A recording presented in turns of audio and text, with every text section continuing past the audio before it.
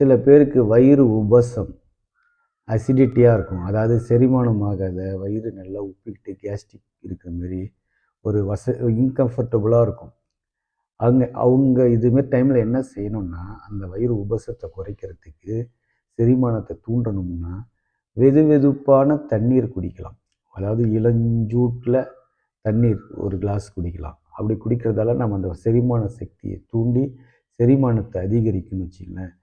ஜீரக தண்ணீர் குடிக்கலாம். ஜீரக தண்ணீர் எப்படி குடிக்கலாம்னா, வாணலில் ஜீரகத்தை போட்டு ஒரு ஸ்பூன் ஜீரகத்தை போட்டு நல்லா பொன்னிறமாக வறுத்து அதில் ஒரு கிளாஸ் தண்ணியை போட்டு நல்லா கொதிக்க வச்சு, சுண்டணும்னு அவசியம் கிடையாது, கொதிக்க வச்சு அந்த ஜீரக தண்ணீர் குடிக்கலாம்.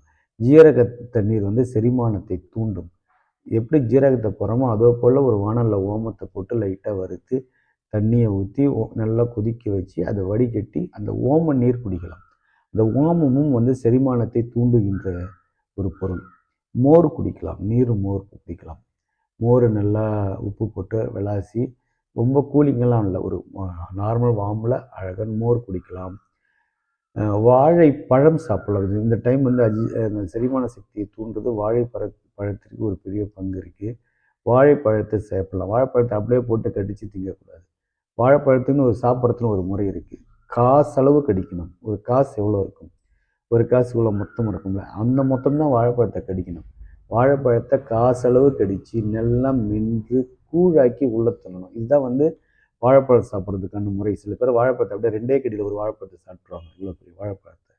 அது மோஷன் போகும்போதே கூட அந்த கட்டி கட்டியே தான் போகும். அது நல்லா குழஞ்சி போகாதுன்னு வச்சுக்கலாம். வாழைப்பழத்தை நல்லா மென்று கூழாக்கி சாப்பிடணும். இதேமாரி சாப்பிடுவதன் மூலம் நாம் வந்து இந்த அசிடிட்டி குறைக்கலாம். இது சில பேர் ஃபங்க்ஷனுக்கு போவாங்க.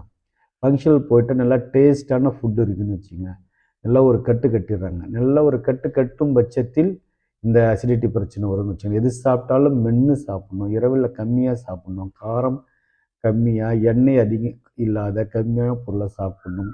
நைட்டில் தயிரை தவிர்க்கணும்.